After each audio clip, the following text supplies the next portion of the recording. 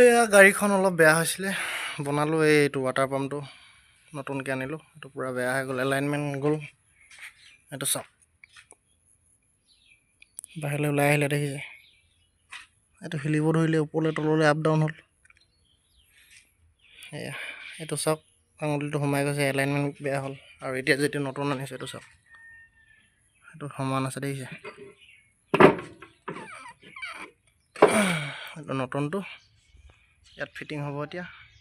অলপ দিনৰ আগতে অলটাউনটাৰটো বনালোঁ, অলটাউনটাৰটো বেয়া হৈ গৈছিলে, এই বল্টুবিলাক ছিগিছিলে। আজি এতিয়া চেক কৰিম বাৰু। এতিয়া এইটো বনোৱা ভিডিঅ' দিয়া আছে, এনেকৈ তাত কোৱা নাই। এইবিলাক অলপ মডিফাই কৰি দিছোঁ যাতে অলটাউনটাৰটো অলপ হেভি হৈ থাকে। কুলেন চুলেন ৰেডিঅ'টাৰ পৰা খুলিলোঁ, কুলেন ঢালিব লাগিব আকৌ। এয়া ৰেডিঅ'টা ইয়াত পৰি আছে, বনেট মেহনত আছে বহুত, অলপ কষ্ট হয় খোলোঁতে, দেখিছে আৰু।